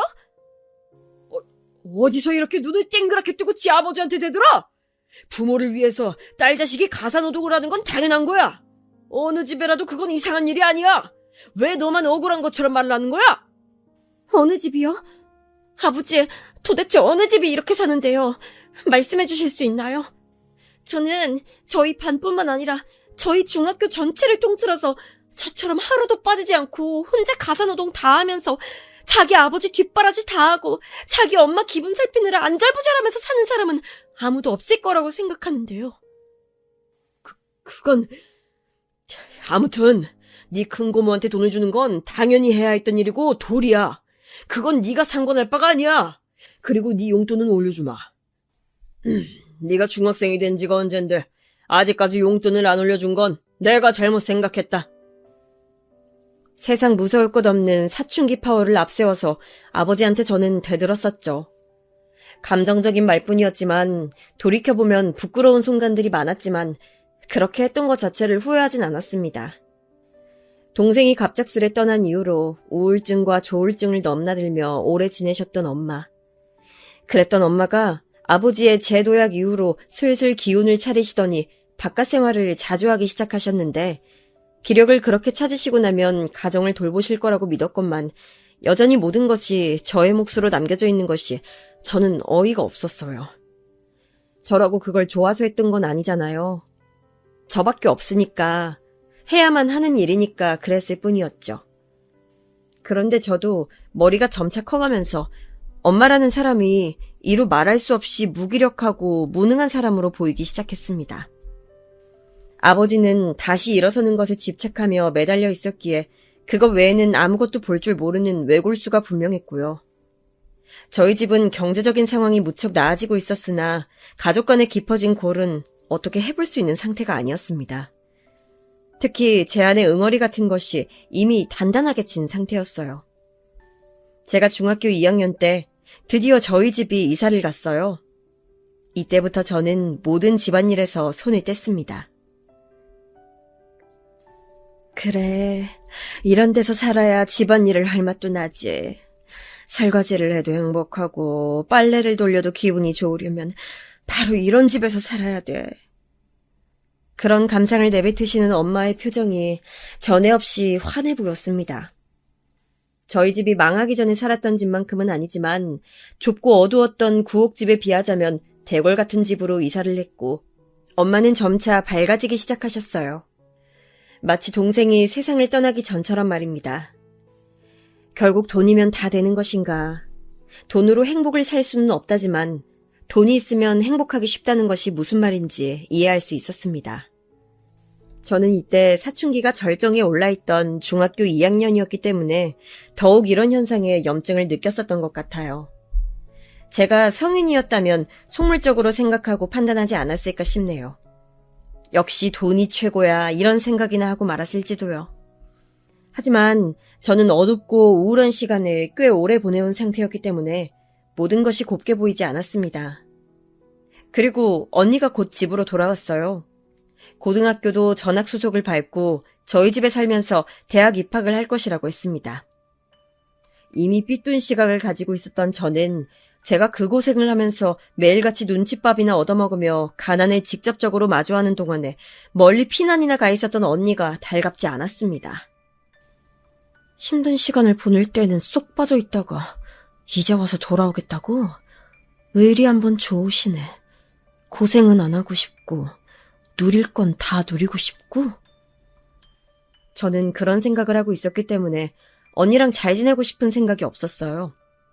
하지만 저희는 어쨌거나 친자매였으니 피는 물보다 진하다는 말처럼 지내다 보면 금세 융합되기 십상이었을 것입니다. 그러나 고슴도치처럼 가시를 세우고 있던 저에게 언니 역시도 구태여 다가오려고 하지 않았어요. 가시에 손이 찔리기는 싫었다는 거죠. 나 이제 수험생인 거 알지? 한창 나 예민할 때니까 괜히 내 심기 건드리지 말았으면 해. 뭐? 내가 언제 언니 심기를 건드린 적이라도 있었어? 아니, 그냥 거슬리는 행동은 하지 말라고 미리 주의해주는 거야. 와, 말 되게 재수없게 한다. 나는 언니한테 아예 관심이 없어. 웬만하면 엮이고 싶지도 않아. 그러니까 나한테 주의 같은 거 줄 필요가 없다고. 알았어? 가뜩이나 가시를 세우고 있던 저를 언니는 자극해댔고 그래서 저는 더욱더 모난 성정을 드러내게 됐습니다. 늘 불신 가득한 눈빛을 하고 있는 저보다 엄마는 언니를 더 예뻐하셨어요. 엄마는 그런 적 없다고 말씀하셨지만 아니요, 그건 분명한 사실이었습니다. 저는 그 이유도 알 수 있었어요. 동생이 떠난 이후로 너무나도 무력하게 사셨던 엄마. 그 모습을 가장 가까이에서 지켜봐오며 그런 엄마 때문에 피해를 입어야 했던 사람이 바로 저였으니까요. 엄마는 당신의 보기 싫었던 과거를 너무나도 잘 알고 있는 저보다는 그때를 모르는 언니가 더 편하셨던 겁니다. 엄마에게 저는 어딘가 대학이 껄끄러운 딸이 되어 있었죠. 사실은 저도 가족들에게 사랑받고 싶었던 것뿐인데 제 안에 있는 자존심이랄지 그런 것들이 저를 가로막았던 것 같아요. 그래서 내가 왜 먼저 다가가서 손을 내밀어야 돼? 이런 생각만 가지고 있었습니다. 저한테 먼저 가족들이 다가와주고 저를 위해주기만을 바랐어요. 하지만 사업장이 몸집을 키워가고 점점 잘 될수록 아버지는 더없이 바빠지셨으며 가정을 들여다보실 여유가 없었습니다. 그런 아버지를 챙기시고 수험생인 언니를 독려하셨던 건 엄마였고요. 저는 집안의 작은 딸, 그 이상, 그 이하도 아니었던 것만 같네요. 언니는 수능을 잘 봤어요. 당시에 저는 언니가 단지 필요 이상으로 운이 좋았다면서 매도했었습니다. 기대보다 훨씬 더 좋은 성적이 나왔고 당연히 그에 맞춰서 좋은 대학에 가게 되었으니까요. 운도 지질이 따르는 인생이라며 질투했었죠. 하지만 시간이 지나서 생각해보니 그 정도의 성적이 나오려면 애초에 언니는 열심히 했던 사람이었을 거예요. 그리고 운이 좋아서 벼락 성적을 거두고 명문대에 입학해봤자 그곳에서는 날고 기는 학생들밖에 없으니 운만으로는 승부를 보지 못했을 겁니다. 대학에 입학해서도 꾸준히 좋은 성적을 언니가 거뒀다는 것은 단지 운만 작용했다는 것이 아니라는 증거겠죠. 하지만 당시에 저는 소심하고 위축되고 눌려와 있던 것을 오로지 가족에게만 풀고 늘 가족들을 원망하던 사람이었으므로 언니가 그저 미웠었네요. 제가 수험 공부로 힘들어하던 시기에 언니는 즐거운 대학 생활을 누리고 있었기에 더욱 질투가 났었어요. 게다가 아버지께서 언니한테 그때 차를 뽑아주셨거든요. 여대생한테 첫 차로 작은 경차도 아닌 외제차라니. 그때 새삼 저희 집이 얼마나 다시 잘 살게 되었는지 체감할 수 있었습니다. 저 또한 꿈만 같은 대학 생활을 누리겠노라고 다짐했지만 수험 공부는 만만치 않았어요. 열심히 해서 모의고사 때는 좋은 결과를 냈었는데 수능에서는 죽을 썼습니다. 저는 이것 때문에 또 엄마랑 많이 싸웠고 가족들이랑 냉랭해졌었어요.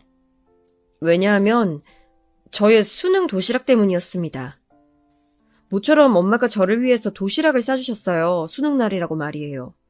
엄마는 메뉴에 고기를 넣어주겠다고 하셨고 저는 그때 분명히 말씀을 드렸습니다.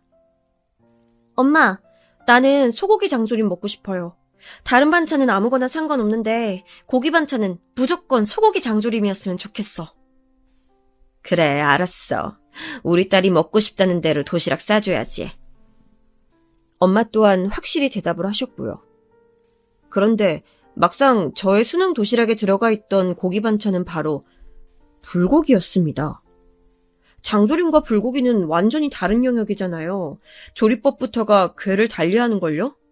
그런데 웬 불고기에다가 당근이 잔뜩 들어간 계란말이, 그리고 국통에는 미역국이 담겨있는 것을 보고 제가 점심시간에 너무 화가 났어요.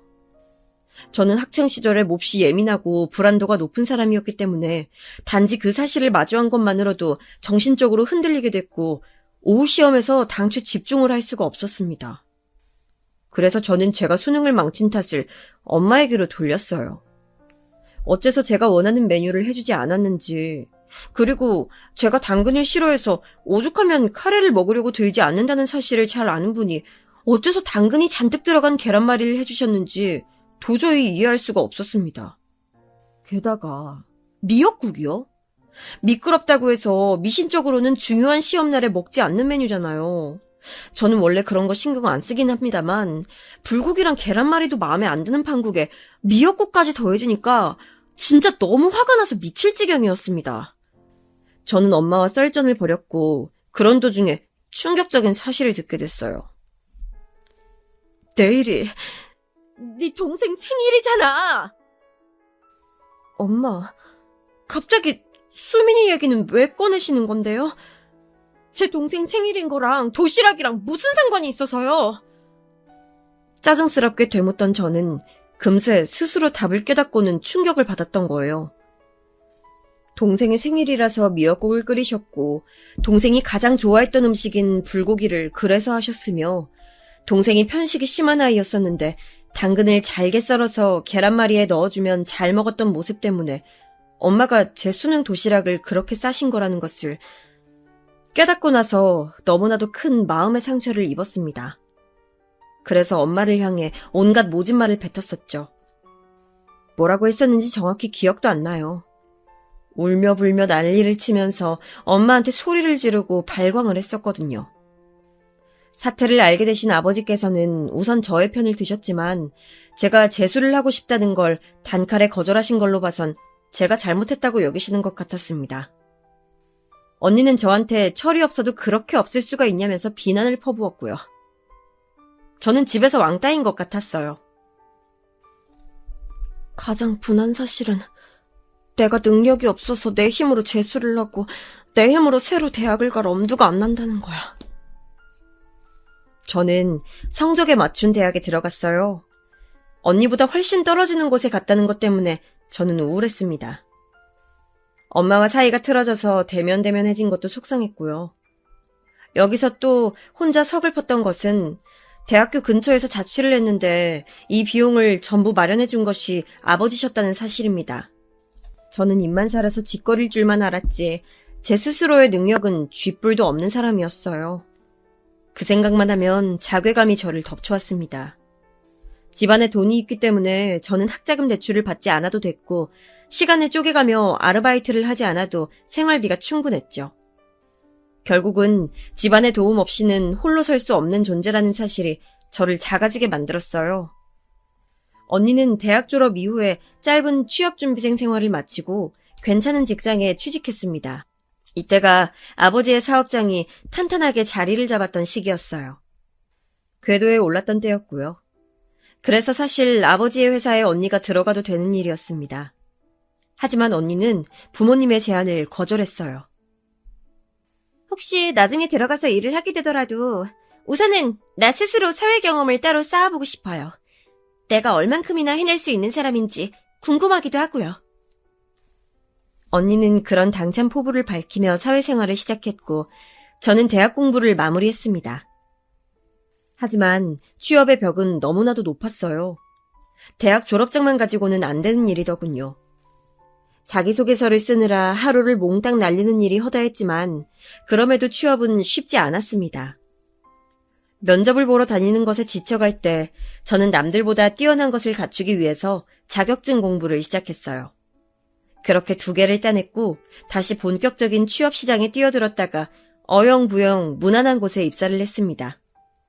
그때 아버지께서는 그곳의 조건을 가만히 들여다보시곤 일을 해보고 여의치 않으면 언제든지 그만둬라.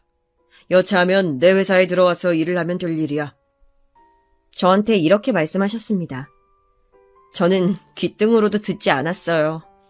저의 자존심 같은 게 저를 막고 있었죠.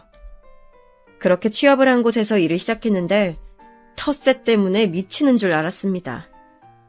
하필이면 제가 들어간 부서가 그곳에서 악명 높은 신입의 무덤이라는 것을 입사하고 2달째에 몰래 들어서 알게 됐죠.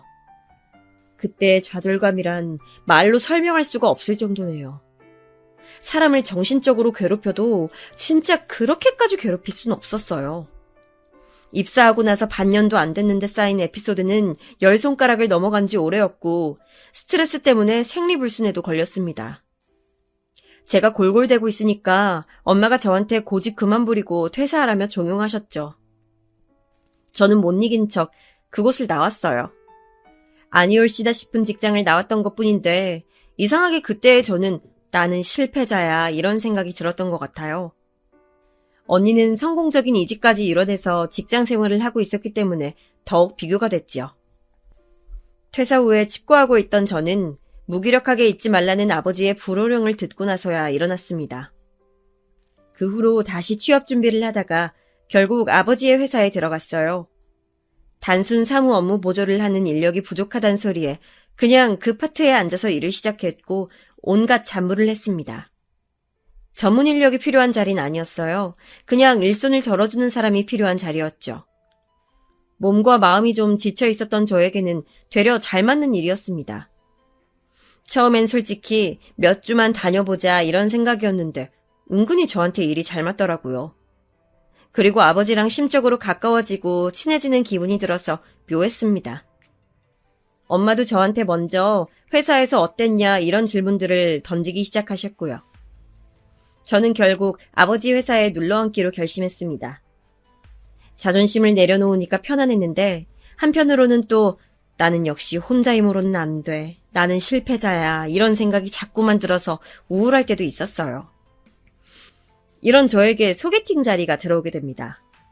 텃세에 밀려서 힘들어했던 전 직장에서 그나마 친하게 지냈던 사람이 한 명 있었는데 그 사람이 저한테 남자를 소개시켜주고 싶다고 연락을 해와서 고민하다가 받아들였습니다. 만나보니까 나쁘지 않아서 인연을 이어갔고요. 그런데 1년 정도 만났을 때 그 남자가 술김에 한 말 때문에 저는 이별을 선언했습니다. 술김을 빌어서 한 그 남자의 진심은 이거였어요. 너 지금 다니는 곳이 네 아버지 회사잖아. 너 거기에 계속 짱 박혀있으면 언젠가 네가 물려받게 되지 않을까? 근데 아니지. 너는 대학 간판도 딸리고 머리도 딸리니까 실질적으로 주인이 되는 건 바로 나지. 너는 그때 내 옆에서 보조나 하면 돼. 지금처럼 보조 업무나 하란 말이야. 하여간에 내가 너 배경 보고서 만나는 거 아니면 진작 너 차버렸다. 술에 취해서는 주절주절 거리는데 면상을 한 대 주먹으로 갈겨버리고 싶은 걸 간신히 참았습니다. 일을 크게 만들고 싶진 않아서요. 대신에 그 장면을 동영상으로 찍어놨고 그 덕분에 그 남자가 저한테 질척거리며 매달리는 일 없게끔 깔끔하게 헤어질 수 있었어요. 근 1년을 만났던 남자였기에 너무 상처가 컸습니다. 사실 저는 대학 다닐 때도 잠깐 사귀었던 남자친구로부터 그런 식의 얘기를 들어본 적이 있었거든요. 저의 매력은 바로 저의 배경이라는 소리였죠. 회사를 경영하시는 아버지를 두지 않았다면 저는 그저 그런 대학을 나와 취업 시장을 전전하는 매력 없는 여자 한 명이었을 거라는 생각 때문에 저는 너무나 속이 상했습니다. 안 그래도 그런 생각을 가지고 있던 저에게 그 남자는 아주 쐐기를 박은 셈이었죠. 그 후로는 남자 만나는 게 두려웠어요. 누구 소개를 시켜줘서 만나게 되더라도 저는 저희 집 얘기를 일절하지 않았습니다. 배경에 좌지우지되는 평가가 끔찍하게 싫었거든요. 이것은 어렸을 때부터 제 안에서 축적되어 온 사고방식이었을 거예요. 그렇게 지내던 어느 날 저는 알고 지냈던 대학 선배 언니를 통해서 새로 남자친구를 소개받았습니다. 그 선배 언니는 제가 경제적 어려움 없이 대학을 다니고 있다는 것 정도로만 알았던 사람이었기에 당연히 소개받게 된 남자친구도 역시 저희 집 배경을 몰랐어요. 그냥 어려움 없는 집안이라는 것 정도로만 알았죠. 저는 남자친구가 평범한 인상이나 평범한 직업군을 가진 것만큼 성격 또한 특색 없고 평범한 것이 너무나도 좋았습니다. 혹자는 이런 사람을 보고 개성 없다고 할지도 모를 일이었지만 저는 오히려 좋았어요. 그런 평범하고 무난함의 극치를 달리는 사람이야말로 저의 이상형이었습니다. 둘 다 20대 후반의 나이였고 각자 직장도 있어서 그런지 만나다 보니까 자연스레 결혼을 생각하게 됐어요. 제가 그런 이야기를 먼저 꺼냈을 때 남자친구는 생각이 많은 얼굴이었는데 며칠 후에 저한테 정식으로 청혼을 했죠. 특별한 뭣도 없었고 이벤트를 열어준 것도 아니었지만 저는 그 가식 없는 담백함에 이끌려서 그 청혼을 승낙했습니다. 어쩌다 보니까 제가 예비시댁에 먼저 인사를 가게 됐어요. 남자친구는 이남 일녀 집안의 장남이었습니다. 그래서였을까요? 장남이 데려온 결혼 이야기가 오가고 있다는 여자친구를 바라보는 예비 시어머니 되시는 분의 눈빛이 예사롭지가 않았습니다. 아버님 쪽은 시큰둥해 보이는 게 저한테 별다른 관심이 없어 보이셨는데 반대로 어머님 쪽은 저를 물어뜯고 싶어서 어쩔 줄 몰라 하는 표정이신 게 보였어요. 그래서 다니는 그 직장에서 하고 있는 일이 정확히 뭐라고요? 이것도 하고 저것도 하고 아유 듣기로는 너무 정신이 없어 보이는데. 아, 정확히는 격리일이라고 보시면 되는데요. 제가 단지 서류 업무뿐만 아니라 가끔은 직접 회사로 찾아오시는 손님 응대도 하고 있기 때문에 범위가 넓습니다. 뭐, 손님 응대? 혹시 그거 커피를 타서 나른다거나 그런 건 아니겠죠? 네? 아, 그게 제가 커피를 타서 드리기는 하는데요. 무슨 문제라도 있을까요? 남자친구의 앞이라서 그런지 어머님께서는 얼굴에 열이 잔뜩 오르신 채로 입을 꾹 다무셨지만 이튿날 저에게 연락을 따로 하셔서는 득달같이 따지셨습니다. 이봐요. 이 무슨 말도 안 되는 경우예요. 기껏 커피나 타는 격리라고? 나 참 어이가 없으려니까 감히 천한 격리 주제에 대기업에 종사하는 우리 큰아들을 넘보겠다고? 급이 다른데 어딜 넘기는 거야? 이보세요, 격리 아가씨. 제발 주제 파악 좀 하시고 내 아들은 놔줘요. 나는 내 눈에 흙이 들어가도 너 같은 여자는 며느리로 허락 못하니까. 당신 하실 말씀만 하시고선 일방적으로 전화를 끊으셨는데 이런 모욕감은 처음이었습니다. 저는 화를 사귀고 나서 어머님께 전화를 걸었지만 안 받으시더군요. 제 번호를 즉시 차단하신 모양이었어요. 거기에서 또 한 번 수치심이 들었죠. 남자친구에게 이런 얘기를 다 했어요. 그랬더니 무척 난감한 얼굴로 저한테 결혼은 어차피 우리 둘이서 하는 거잖아. 엄마가 뭐라고 하시든 너무 신경 쓰지 마. 이렇게 얘기를 해주더군요. 그런데 적극적으로 뭔가 해결을 하려는 뉘앙스가 전혀 아니라서 제가 좀 당황했습니다. 제가 모욕감을 느꼈다고 하는데도 저한테 자기 모친 대신이나마 사과하려는 제스처도 안 보여줬고요. 솔직히 조금 실망하긴 했으나 남자친구와 결혼하고 싶다는 마음까지 흔들린 건 아니었기 때문에 다시금 자리를 만들어서 예비 시부모님을 뵈러 갔습니다. 식당에서 밥 먹는 자리였는데 생각보다 분위기는 좋았어요. 별다른 얘기도 오가지 않았고요. 그래서 저는 앞으로의 진행이 원활할 것이라고 제멋대로 착각을 했는데 갑자기 식사가 맞춰갈 무렵 어머니께서 여자끼리 따로 커피라도 한잔할까? 내가 맛있는 커피 한 턱 쏠 수 있는데. 저한테 이렇게 말씀하시는 건 아니겠어요. 뭔가 심상치 않았습니다. 저는 왠지 이 순간을 피하고 싶어서 남자친구를 쳐다봤는데 제 시선을 피하더군요. 좀 황당했어요. 그제서야 얘는 마마보이구나 라는 사실을 깨달았죠. 자기 모친 말이면 꼼짝 못하는 모양이었습니다. 어쩔 수 없이 저는 식당을 나와서 어머님과 근처의 카페로 향했어요. 어색하게 아메리카노 2잔 시켜서 마주보고 앉았는데 저한테 대뜸 이러시더군요. 너 아까 우리 아들이 밥값 계산했는데도 고맙다거나 잘 먹었다는 말 한마디를 안 하더라? 네? 저희는 서로가 워낙 번갈아가면서 계산을 하는지라. 시끄러!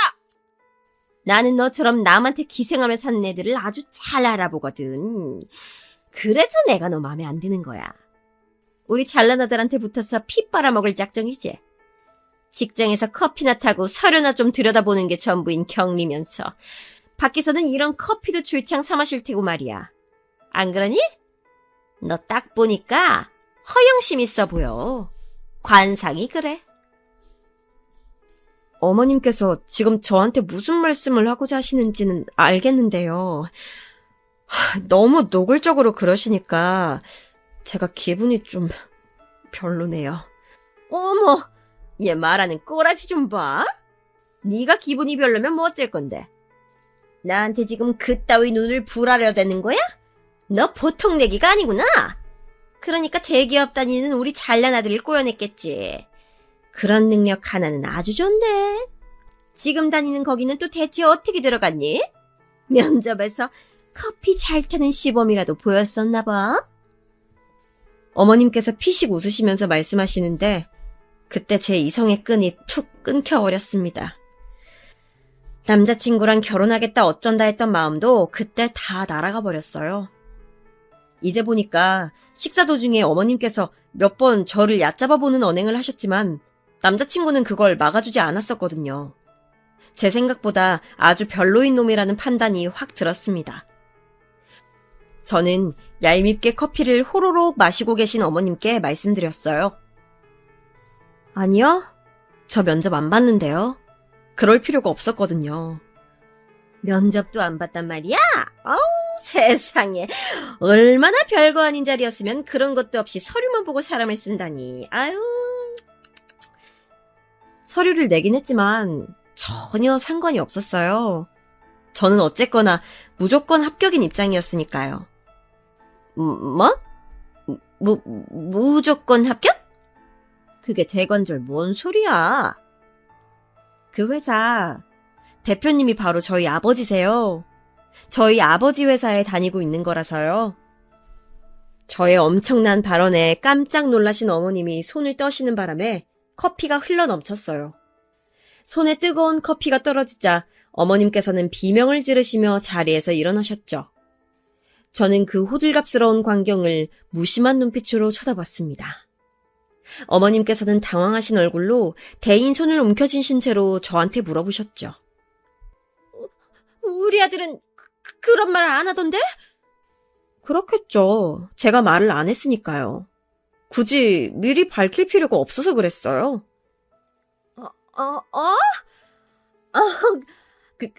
그랬구나. 아이고, 그렇게 된 거였어? 어머나. 갑자기 어머님께서는 전에 없던 해사한 미소를 지으시면서 조심스레 다시 자리에 앉으셨습니다. 저는 그 변화를 싸늘하게 쳐다보고 있었죠. 어머님께서는 모르셨겠지만 저는 지난 세월 많은 감정의 변화를 겪으면서 돈 앞에서 사람이 달라진다는 것을 별로 좋아하는 사람이 아니었습니다. 응당 그럴 수밖에 없다는 것을 분명 알고 있었지만 제 속이 뒤집어지는 건 어쩔 수 없었죠. 가족 회사였다면 그렇다고 진작 말을 하지. 아유, 회사에 찾아오는 손님 응대뿐만 아니라 각종 서류 업무도 도맡아서 하고, 아유, 알고 보니까 참된 일꾼이 여기 있었네. 아이고.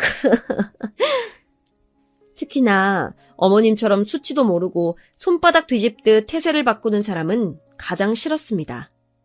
저는 다음 이어진 어머님의 말씀에 저도 모르게 코웃음을 치고 말았어요. 아무튼 나는 우리 큰아들 결혼이라면 뭐 무조건 오케이 찬성인 입장이니까 그런 줄 알고 있어.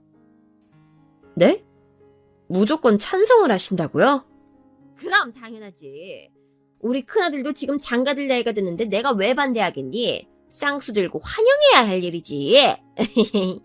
결혼 허락할 테니까 둘이 잘 살아보렴. 버스가 이미 떠난 줄도 모르고 정류장에서 기다리고 계시네요. 바보처럼. 제가 외치자 어머님께서는 영문을 모르겠다는 듯 눈동자를 크게 뜬 채 저를 바라보셨습니다. 그 앞에 대고 저는 분명하게 제 의사를 전달드렸어요. 결혼? 이제는 제가 싫어요. 이 미친 아줌마 같으니라고. 2번 다시 뵙는 일 없었으면 좋겠네요. 또박또박 말을 뱉은 후에 미련 없이 자리에서 일어났습니다. 입도 되지 않은 커피는 그대로 남겨둔 채 말이죠. 제가 걸음을 옮기자 그제서야 상황 파악을 마친 어머님께서 저를 붙잡으려고 별별 호소를 다 하셨지만 저는 눈길도 그쪽으로 주지 않았어요. 어머님께서 먼저 선수를 치시기 전에 저는 먼저 움직였습니다. 남자친구에게 연락을 한 거였어요. 자기야, 우리 그만하자. 여기까지만 하는 게 좋을 것 같아. 나는 자기 어머님 같은 사람하고 엮일 자신이 없고 자기 같은 사람하고 평생을 약속할 자신은 더 없어서. 내 말 무슨 뜻인지 알지? 너 우리 엄마한테 또 무슨 한 소리를 듣고 이러는 거야. 네 심정은 알겠는데 너 꼭 헤어지자는 말을 그렇게 해야 되냐? 어떤 아름다운 이별을 기대했었길래 그러는 거야? 그런 건 없어. 추잡하거나 덜 추잡한 이별만 있을 뿐이지. 나는 너랑 이제 완전히 끝났어. 너도 이제 나를 2번 다시 찾아오지 않겠다고 약속 좀 해줄래? 너 이상한 데서 고집이 있어서 이렇게 약속한 건 꼭 지키는 사람이잖아. 네가 그러면 내가 매달릴 줄 아나 본데. 아니야, 너 착각한 거야. 그래, 헤어지자. 2번 다시는 내가 너 찾는 일 없을 거야.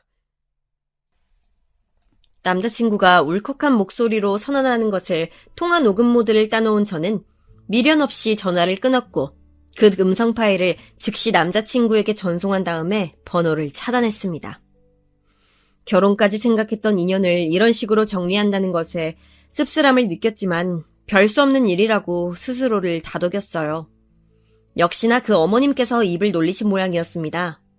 저한테 차인 그 남자는 자기가 했던 말을 번복하는 강수까지 두면서 저를 찾아왔었죠. 제 배경이 무척 아깝다는 눈치였고 저는 그 남자를 무참하게 끊어냈습니다. 그 이후로는 많은 생각을 하면서 지냈어요.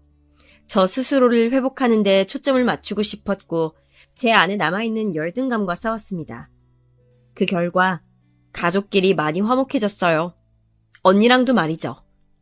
점점 더 친해져서 지금은 둘도 없는 자매 사이가 됐네요. 다사다난했지만 어쨌든 가족은 가족인가 봐요.